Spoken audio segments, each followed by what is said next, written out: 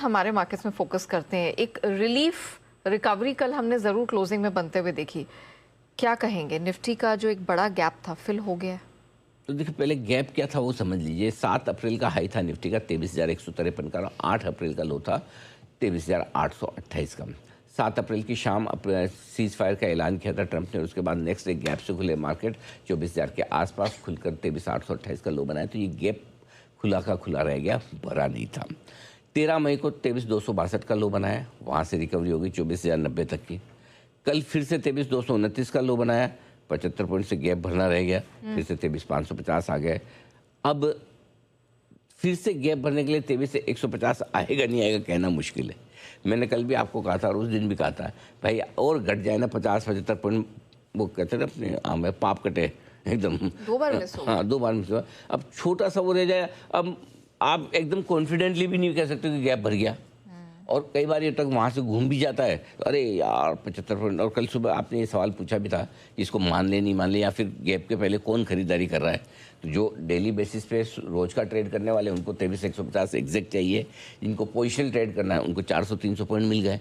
Correct. सो मेरा ये point है कि अभी कहना मुश्किल है कि 23,150 का गैप भरने के लिए वापस आएगा या नहीं आएगा। 5-25 पॉइंट होता तो मैं कह देता कि नहीं आएगा पक्के तौर पर। यहाँ मैं पक्के तौर से नहीं कह सकता कि नहीं आएगा।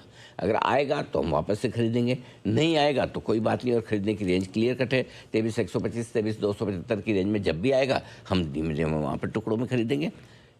23,100 के नीचे बंद होने पर ही अब नई और बड़ी कमजोरी बनेगी, उससे पहले नहीं बनेगी। सिंपल सी चीज़ है। सो ये गैप भरा नहीं भरा मामला, लेकिन चांस ऐसा लग रहा है कि एक बार वापस से 23,150 आने के पहले कहीं की 23,800 तक जाने की कोशिश पहले निफ्टी कर सकता है ऊपर की तरफ।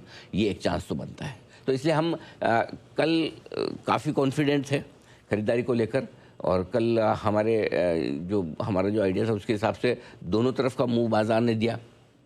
अब कल कॉन्फिडेंट होने के रीज़न अलग थे यहाँ। कल put call ratio, weekly expiry, global markets मजबूत, विक्स, आईटी आज उतने पॉजिटिव नहीं है आपके पास में जितने कल थे, राइट। लेकिन फिर भी इतने खराब भी नहीं कि आप एकदम ऐसे सोचो कि यार हम तो टूट ही जाएंगे, मरी जाएंगे। सो 150-200 पॉइंट अगर आज नीचे खुलता है तो खरीदना चाहिए।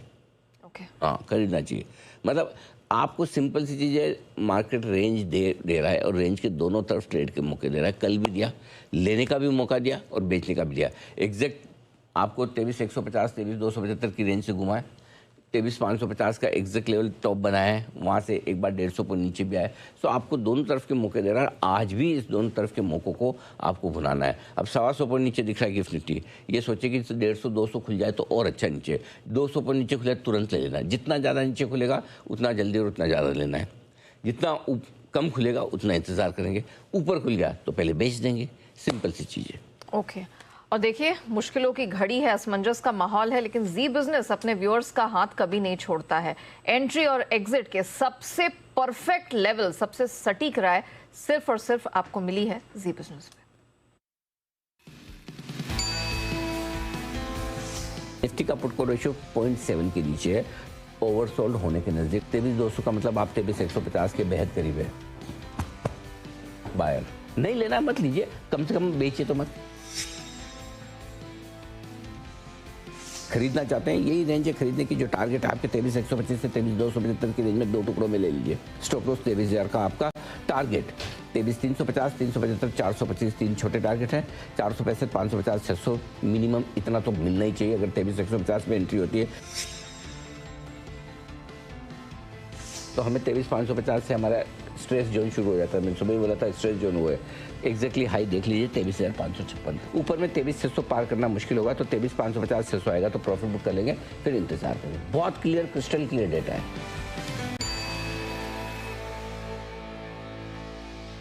ऑलराइट, निफ्टी में तो हमने देखा आपको ओपनिंग पर क्या रिकमेंडेशन आई है ये समझ लिया, लेकिन सर बैंक निफ्टी कल जो हमने इसमें मूवमेंट देखा उसके बाद अब इसका स्ट्रॉन्ग सपोर्ट आपको कहाँ दिख रहा है? सपोर्ट तो वही है जहाँ पहले था, लेकिन इसमें इंटरेस्टिंग बातें ये है नेहा कि लगातार तीसरे दिन बैंक निफ्टी 50 DA में 54,460 के नीचे बंद हुआ है।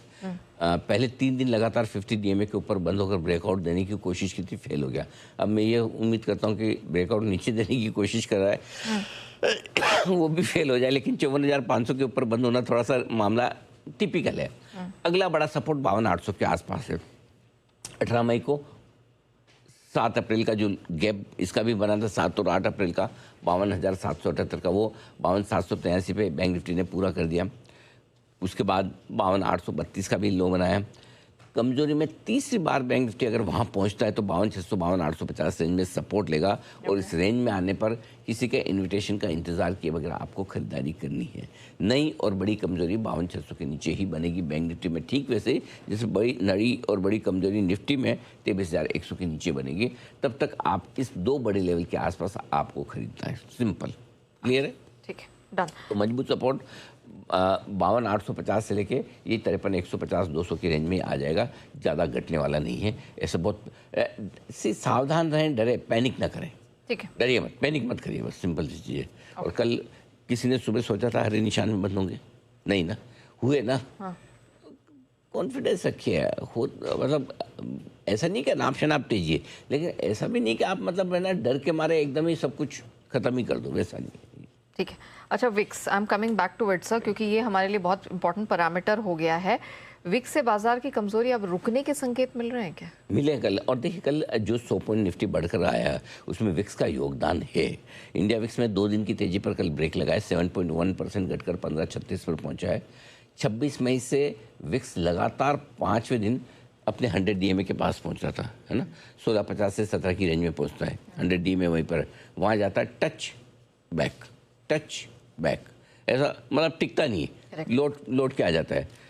ऐसे में अगर 100 DMA के ऊपर बंदा, मान लो 1690-17 के ऊपर जब बंद हो, तो ही आपको स्ट्रेस लेना कि यार विक्स बहुत बढ़ रहा है, मार्केट गिर तो नहीं जाएगा। जब तक 100 DMA के नीचे बना हुआ है, टेंशन नॉट। और ये 1690 4 दिन से 100 DMA को इंट्राडे में छूने की कोशिश करता है, वहाँ से घूम के आ जाता है। और कल तो एकदम अच्छे खासा गिर गया 7%, और इसीलिए आप देखा गिरते आपने कल रिकवरी देख ली, आपके सामने है बिल्कुल। तो विक्स से अभी तक कमजोरी के संकेत नहीं है, बाजार के लिए रिकवरी के संकेत ही हैं। ये एक अच्छा संकेत है आपके लिए। अच्छा।